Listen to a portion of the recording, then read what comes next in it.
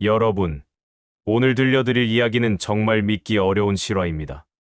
1994년 무더운 여름날이었어요. 경기도 화성시의 한적한 농촌 마을. 그곳에는 하얀 십자가가 세워진 작은 교회가 하나 있었습니다. 매주 일요일이면 이 교회에서는 천사 같은 목소리가 흘러나왔어요.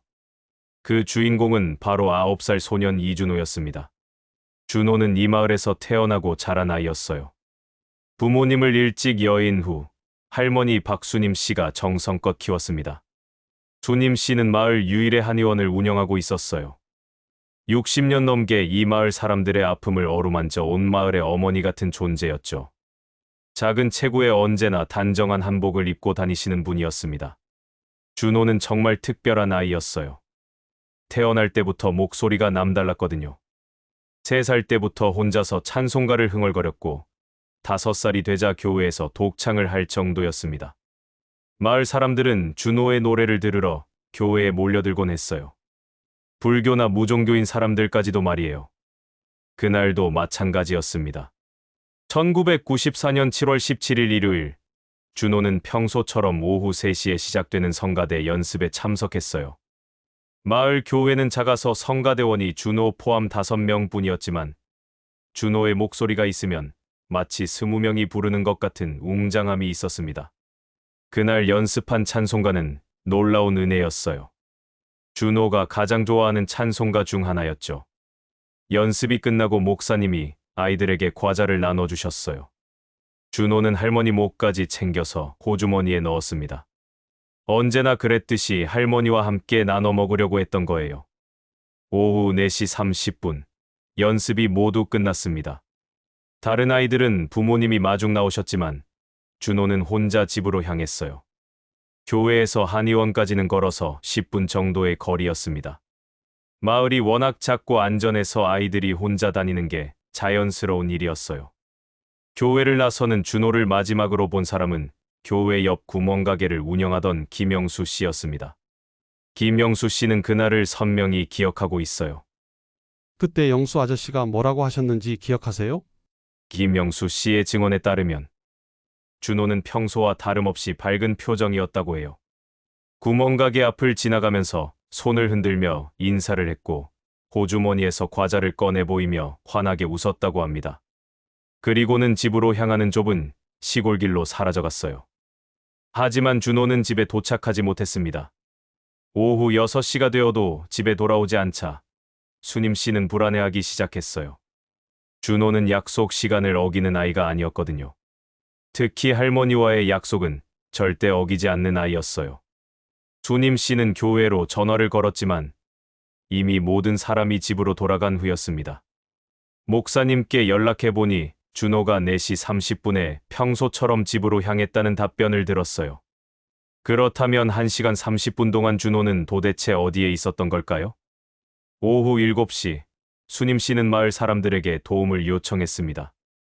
마을은 금세 발칵 뒤집혔어요. 모든 주민들이 손전등을 들고 준호를 찾아 나섰습니다. 논밭은 물론이고 야산, 개울가, 심지어 빈집까지 샅샅이 뒤졌어요. 밤 10시가 되자 경찰에 신고가 들어갔습니다.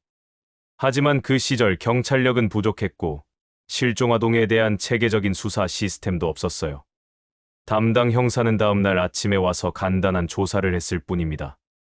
그날 밤, 수님 씨는 한숨도 자지 못했어요. 한의원 마당에서 준호의 이름을 부르며 밤새 기다렸습니다. 혹시라도 길을 잃고 헤매는 준호가 할머니 목소리를 듣고 집을 찾을까 해서였어요. 할머니가 그때 얼마나 힘드셨을지 상상도 할 수 없어요.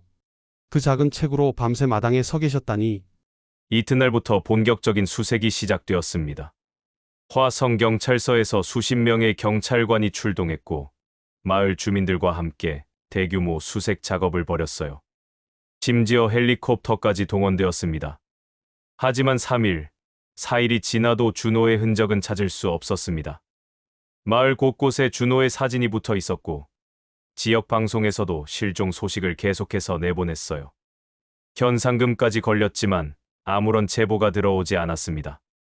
일주일이 지나자 사람들은 하나둘 포기하기 시작했어요. 아무리 찾아도 단서 하나 나오지 않으니 무력감만 커져갔습니다. 경찰도 수사를 축소하기 시작했고, 한 달 후에는 사실상 수사가 중단되었어요. 준임 씨만 홀로 준호를 기다렸습니다. 매일 아침마다 준호가 좋아하던 미역국을 끓이고 밤마다 마당에 나가 준호의 이름을 불렀어요. 마을 사람들은 순임 씨를 안타깝게 바라봤지만 어떤 위로의 말도 건넬 수 없었습니다. 그해 겨울, 첫눈이 내린 날이었습니다. 순임 씨는 한의원 문을 닫았어요. 30년 넘게 마을 사람들을 치료해온 한의원이 그렇게 문을 닫게 된 거예요. 준호 없는 세상에서 다른 사람의 아픔을 어루만질 마음의 여유가 사라진 거였습니다. 마을에서는 더 이상 아름다운 성가 소리를 들을 수 없게 되었어요. 교회 성가대도 해체되었고 일요일 예배 시간은 적막함만이 흘렀습니다. 준호가 사라지면서 마을 전체가 활기를 잃어버린 것 같았어요. 시간은 흘러 2024년 봄, 서울 강남구의 한 아파트에서 이야기가 다시 시작됩니다. 이제 80세가 된 박순임 씨는 아들 박현수 씨와 함께 살고 있었어요. 현수 씨는 한국방송공사 KBS에서 다큐멘터리 PD로 일하며 30년 넘게 사회 문제를 다룬 프로그램을 제작해왔습니다. 현수 씨는 어머니가 겪은 아픔을 누구보다 잘 알고 있었어요. 준호가 사라진 후 어머니는 완전히 다른 사람이 되어버렸거든요. 활발하고 사교적이었던 분이 조용하고 내성적으로 변했고 늘 먼 곳을 바라보며 무언가를 기다리는 눈빛을 갖게 되었어요. 준임 씨는 서울로 이사 온 후에도 준호를 잊지 못했습니다. 실종아동 찾기 단체에 후원금을 보내고 관련 뉴스가 나올 때마다 유심히 지켜봤어요. 혹시라도 준호와 비슷한 나이의 실종자가 발견되면 직접 찾아가 확인해보기도 했습니다. 2024년 4월 15일 월요일 아침이었습니다. 현수 씨가 출근 준비를 하고 있을 때 아파트 현관문 앞에 놓인 편지 한 통을 발견했어요. 요즘 시대에 손편지를 받는 일이 거의 없어서 신기하게 생각했는데 발신인 이름을 보고 깜짝 놀랐습니다. 이준호라고 적혀 있었거든요. 현수 씨는 처음에는 동명이인이라고 생각했어요. 준호라는 이름이 그리 흔하지 않지만 전혀 없는 것도 아니니까요. 하지만 편지 앞면에 적힌 주소를 보고 의심이 들기 시작했습니다. 박수님 할머니께라고 정확히 적혀 있었거든요. 편지를 든 채로 한참을 망설이다가 현수 씨는 어머니께 편지를 보여드렸어요. 준임 씨는 편지를 받아 들고 한동안 말을 잇지 못했습니다. 손이 덜덜 떨리기 시작했어요. 어머니, 괜찮으세요? 혹시 장난 편지일 수도 있으니까 너무 놀라지 마세요. 요즘 이상한 사람들이 많잖아요. 하지만 순임 씨의 반응은 달랐어요. 편지 봉투를 만지작거리며 뭔가를 확인하는 듯 했습니다. 그리고는 조심스럽게 편지를 뜯기 시작했어요. 편지 내용은 생각보다 짧았습니다. 어린아이 같은 필체로 이렇게 적혀 있었어요. 할머니, 안녕하세요. 저 준호예요. 정말 오랜만이에요. 할머니가 너무 보고 싶어서 편지를 썼어요. 할머니는 건강하시죠? 저는 지금 잘 지내고 있어요. 할머니가 만들어주시던 미역국이 그리워요. 그리고 함께 들었던 찬송가도 기억나요. 곧 할머니를 찾아뵐게요. 기다려주세요. 준호 드림. 편지를 다 읽은 순임 씨는 눈물을 흘리기 시작했어요. 30년 동안 참아왔던 그리움과 슬픔이 한꺼번에 터져 나오는 것 같았습니다. 어머니, 이게 정말 그 아이가 보낸 편지일까요? 30년이 지났는데. 그리고 이 필체는 어린아이 것 같은데 준호라면 지금 39살이잖아요. 현수 씨의 지적이 맞았어요. 편지 필체는 초등학생 정도로 보였고 문장 구성도 어린아이 수준이었습니다. 하지만 편지에는 오직 준호만이 알 수 있는 내용들이 들어 있었어요. 미역국은 준호가 가장 좋아하던 음식이었습니다. 준임 씨가 특별한 비법으로 만들어주던 미역국이었는데 재료부터 조리법까지 모든 게 달랐어요. 마을에서는 순임 씨표 미역국으로 유명했거든요. 그리고 찬송가 이야기도 마찬가지였어요. 준호와 순임 씨는 매일 저녁 함께 찬송가를 들으며 기도하는 시간을 가졌거든요. 순임 씨는 며칠 동안 편지를 품에 안고 다녔어요. 밤에 잠들기 전에도 편지를 읽고 아침에 일어나서도 편지를 확인했습니다. 마치 준호가 진짜 돌아올 거라고 믿는 것처럼 행동했어요. 현수 씨는 걱정이 되었습니다. 어머니가 너무 큰 기대를 갖게 되면 나중에 실망이 더 클까 봐서였어요. 그래서 몰래 필적 감정을 의뢰해봤습니다. 하지만 30년 전 준호의 글씨 자료가 거의 남아있지 않아서 정확한 비교는 어려웠어요. 편지를 받은 지 일주일이 지났을 때 또 다른 편지가 도착했습니다. 이번에는 더 구체적인 내용이 들어 있었어요. 준호가 기억하는 할머니의 모습, 한의원의 구조, 심지어 수님 씨가 기르던 고양이, 나비의 이름까지 정확히 적혀 있었습니다. 이건 정말 이상해요, 어머니. 이런 세세한 내용까지 어떻게 알 수 있죠? 마을 사람들도 모르는 내용들인데 정말 그랬어요. 편지에 적힌 내용들은 준호와 수님 씨만의 비밀스러운 추억들이었습니다. 예를 들어 수님 씨가 준호에게만 들려주던 옛날 이야기의 제목이나 둘이서만 아는 특별한 손짓, 인사법 같은 것들 말이에요. 수님 씨는 점점 확신을 갖게 되었습니다. 이 편지들이 정말 준호가 보낸 것이라고 믿기 시작한 거예요. 그래서 매일 창가에 앉아 준호가 나타나기를 기다렸습니다. 30년 전처럼 말이에요. 현수 씨는 어머니의 모습이 안쓰러웠어요. 하지만 한편으로는 어머니가 이렇게 살아계시는 이유가 준호에 대한 그리움 때문이라는 것도 알고 있었습니다. 만약 이 편지들이 가짜라면 어머니에게 너무 큰 상처가 될 텐데 그렇다고 해서 희망을 빼앗을 수는 없었어요. 세 번째 편지가 도착한 것은 4월 30일이었습니다. 이번 편지에는 놀라운 내용이 들어 있었어요. 할머니, 이번 주말에 찾아뵐게요. 토요일 오후 3시에 집 앞에서 기다려주세요. 라고 적혀 있었거든요. 드디어 그 토요일이 되었습니다. 주님 씨는 새벽부터 잠을 이루지 못했어요. 30년 만에 준호를 다시 만난다는 기대감과 혹시 가짜일지도 모른다는 불안감이 교차했거든요. 오전부터 집안을 깨끗이 청소하고 준호가 좋아하던 미역국을 끓였습니다. 그리고 준호가 어렸을 때 입던 옷가지들을 꺼내어 정리했어요. 서울로 이사할 때 가져온 몇 안 되는 추억의 물건들이었습니다. 현수 씨는 출근하지 않고 집에서 기다렸어요. 어머니 혼자 두기가 걱정되었거든요. 만약 이상한 사람이 나타나면 어떻게 할지, 아니면 아무도 오지 않으면 어머니가 얼마나 실망할지 생각하니 마음이 무거웠습니다. 오후 2시쯤부터 수님 씨는 창가에 앉아 아래를 내려다보기 시작했어요. 아파트 15층에서 내려다보는 풍경은 한눈에 들어왔거든요. 혹시라도 준호를 놓칠까봐 한순간도 눈을 떼지 않았어요. 오후 3시가 되었습니다. 하지만 아무도 나타나지 않았어요. 3시 10분, 20분이 지나도 마찬가지였습니다. 주님 씨의 얼굴에 실망의 그림자가 스치기 시작했어요. 어머니, 조금 더 기다려보세요. 길이 막혔을 수도 있고, 아직 시간이 더 있잖아요. 그때였습니다. 오후 3시 25분쯤. 아파트 단지 입구에 한 남자가 나타났어요. 30대 후반으로 보이는 키 큰 남자였는데 뭔가 어색하게 주변을 둘러보며 걸어오고 있었습니다. 그 남자는 15동 앞에서 멈춰 섰어요. 그리고는 위를 올려다보며 무언가를 찾는 듯했습니다. 수님 씨는 그 모습을 보고 가슴이 두근거리기 시작했어요. 남자는 아파트 로비로 들어갔습니다.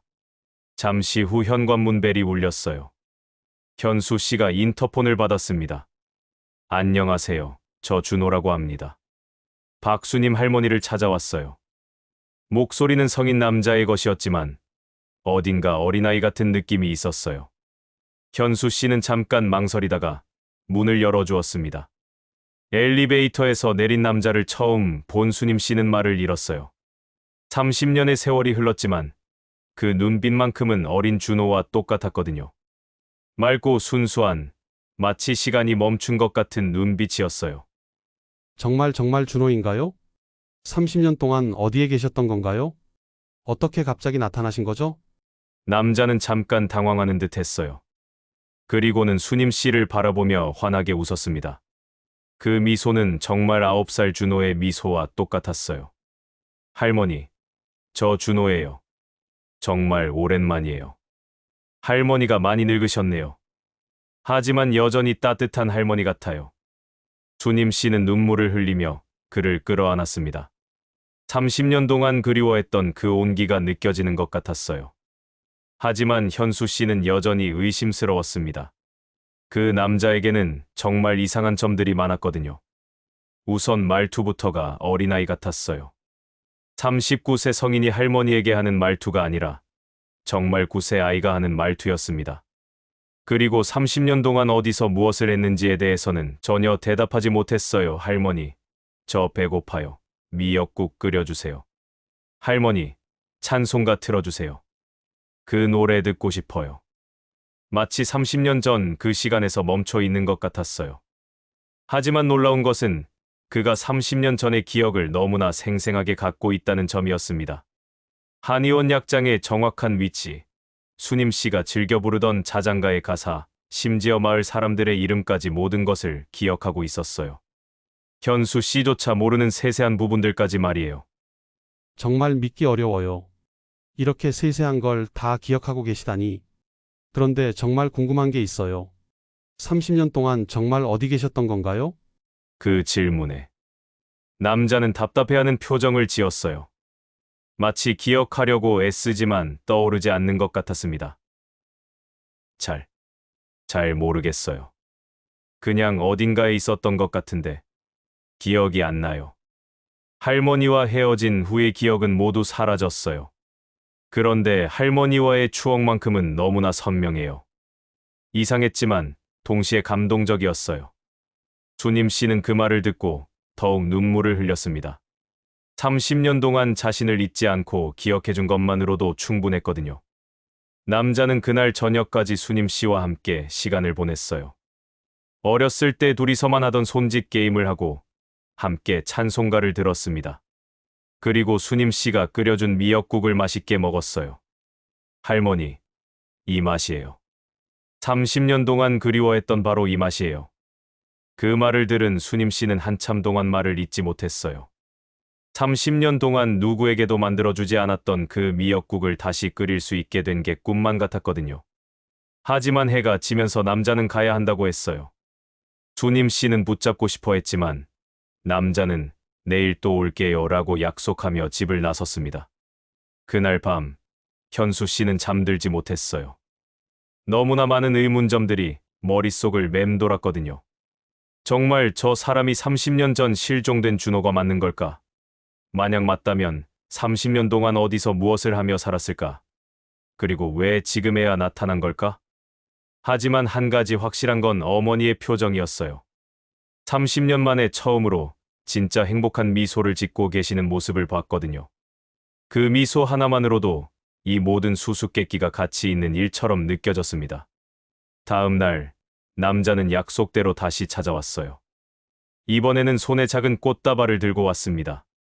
들꽃으로 만든 소박한 꽃다발이었는데 30년 전 준호가 할머니께 자주 선물하던 그런 꽃다발과 똑같았어요. 수님 씨는 그 꽃다발을 받고 또다시 눈물을 흘렸습니다. 30년 전 어린 준호가 산에서 꺾어온 꽃들을 할머니께 선물하던 그 순간이 생생하게 떠올랐거든요. 현수 씨는 이 모든 상황이 너무 신기하면서도 불안했어요. 그래서 결국 전문가의 도움을 받기로 결심했습니다. 평소 알고 지내던 사설 탐정 김영민 씨에게 연락을 했어요. 김영민 씨는 30년간 미제 사건만 전문으로 다뤄온 베테랑 탐정이었습니다. 특히 실종 사건에 관해서는 국내 최고의 전문가로 인정받고 있었어요. 그동안 수백 건의 미제 사건을 해결해온 경험이 있었거든요. 탐정님, 이런 일이 가능한 건가요? 30년 만에 갑자기 나타나서 어린 시절 기억만 그대로 갖고 있다는 게 의학적으로나 과학적으로 설명이 될까요? 김영민 탐정은 현수 씨의 이야기를 들으며 고개를 끄덕였어요. 그동안의 경험상 이런 케이스를 몇 번 접해봤기 때문이었습니다. 실종 사건 중에는 정말 특이한 경우들이 있습니다. 특히 어린 나이에 실종된 경우에는 더욱 그래요. 트라우마나 특수한 환경에 의해 기억이 선택적으로 보존되거나 삭제되는 경우가 있거든요. 김영민 탐정은 본격적인 조사에 착수했습니다. 우선 DNA 검사를 제안했어요. 다행히 30년 전 수사 기록에 준호의 머리카락이 보관되어 있어서 비교 분석이 가능했습니다. DNA 검사 결과가 나오는 데는 일주일이 걸렸습니다. 그 일주일 동안 남자는 매일 수님 씨를 찾아왔어요. 그리고 30년 전 준호와 똑같은 행동들을 보여줬습니다. 매일 오후 3시에 나타나서 할머니와 함께 차를 마시고 찬송가를 들으며 어렸을 때 했던 놀이들을 했어요. 그리고 저녁이 되면 어김없이 집을 떠났습니다. 어디로 가는지, 어디서 자는지는 절대 말하지 않았어요. 현수 씨는 몰래 그를 따라가 봤습니다. 하지만 지하철역 근처에서 갑자기 사라져버렸어요. 마치 연기처럼 흔적도 없이 말이에요. 너무 신기해서 역무원에게 물어봤지만 그런 사람은 보지 못했다는 답변만 들었습니다. 5월 12일, 드디어 DNA 검사 결과가 나왔습니다. 결과는 놀라웠어요. 99.99% 일치했습니다. 그 남자는 정말로 30년 전 실종된 이준호가 맞았던 거예요. 이럴 수가. 정말 준호가 맞다니. 그렇다면 정말로 30년 동안 어디 있었던 걸까요? 그리고 왜 기억을 잃었을까요? DNA 검사 결과를 확인한 김영민 탐정은 더욱 본격적인 조사에 나섰습니다. 30년 전 실종 사건 기록을 다시 파헤치고 당시 마을 주민들을 수소문했어요. 그 과정에서 놀라운 사실이 드러나기 시작했습니다.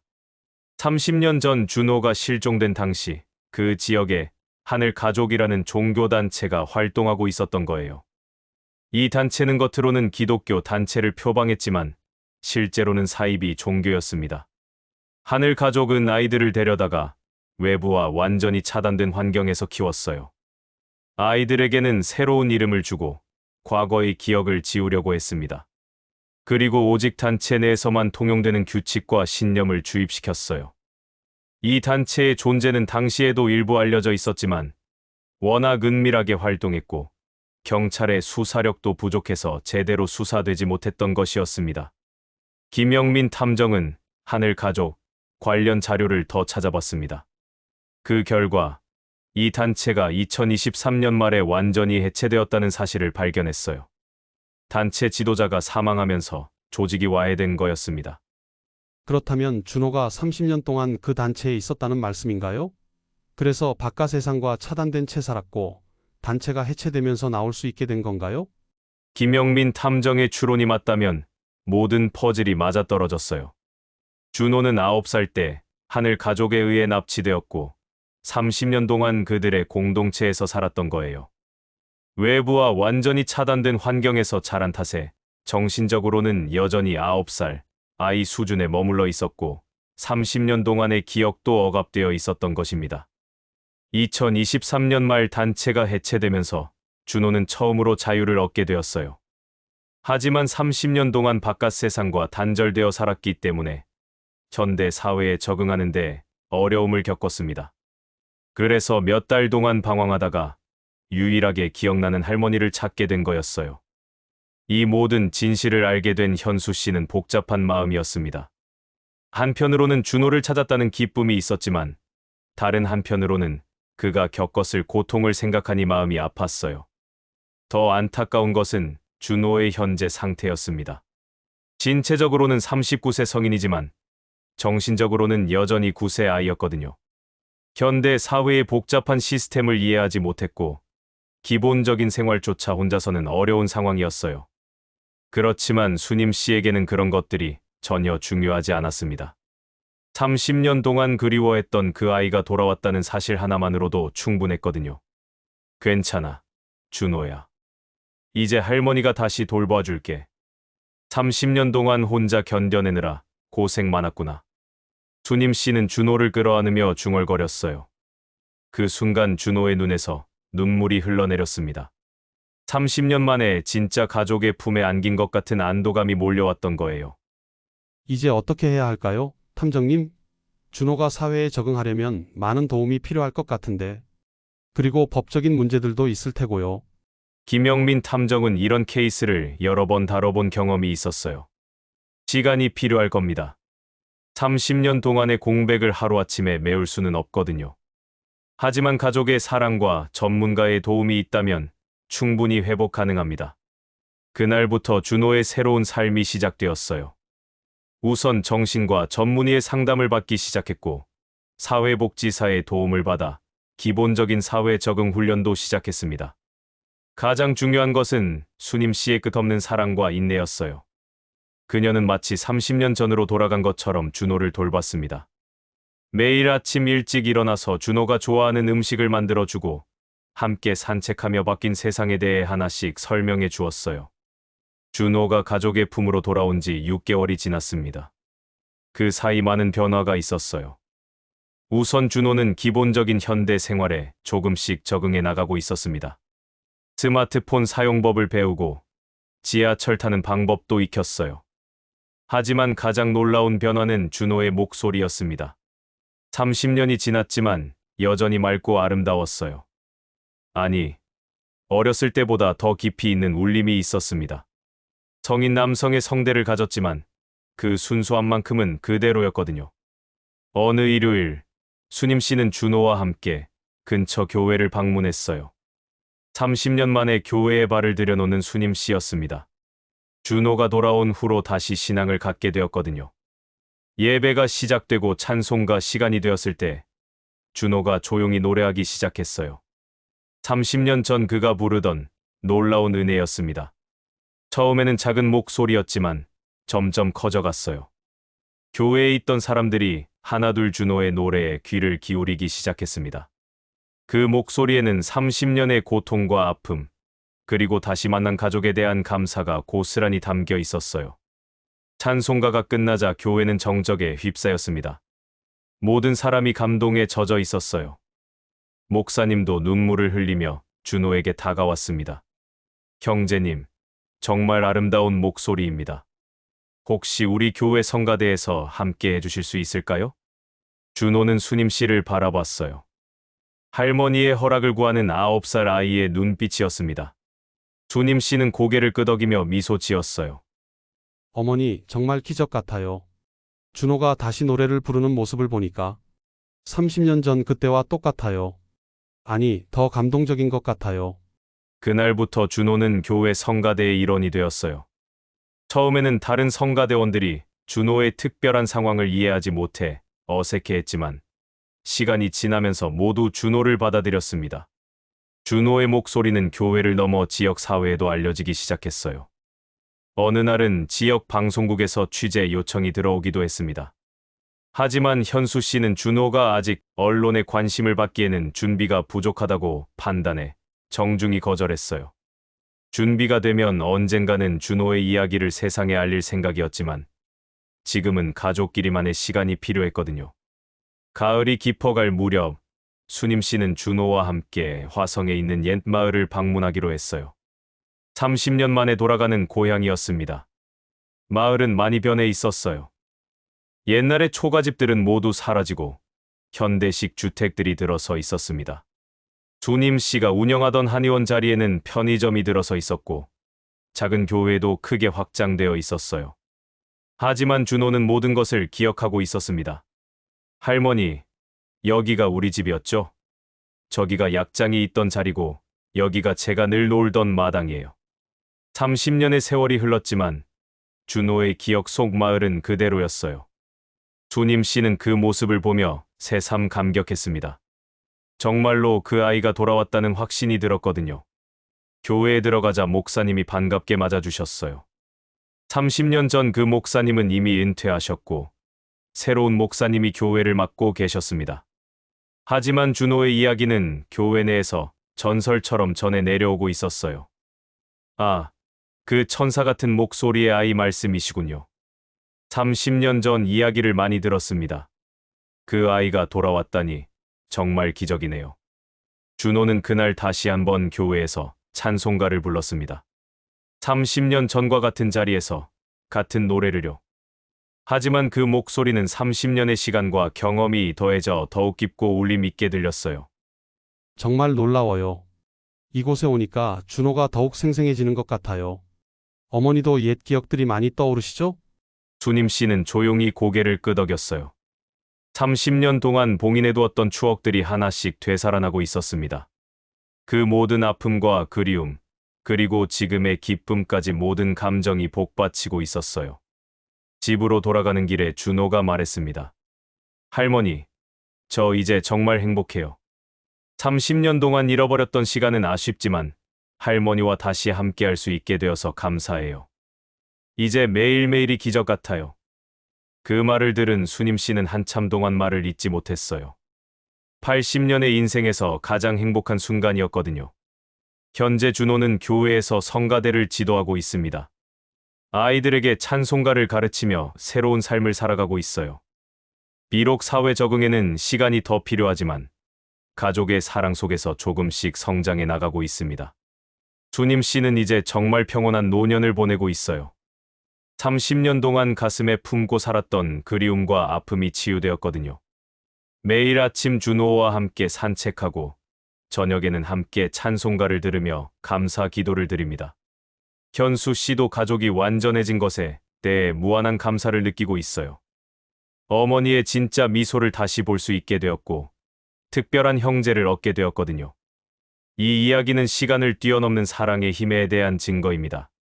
30년이라는 긴 세월이 흘렀지만 진정한 가족의 사랑은 결코 사라지지 않는다는 것을 보여주는 기적 같은 실화였습니다. 지금 이 순간에도 준호의 맑은 목소리는 교회에서 그리고 많은 사람들의 마음에서 울려 퍼지고 있습니다. 그 노랫소리에는 30년의 기다림과 만남의 기쁨, 그리고 앞으로의 희망이 모두 담겨 있어요.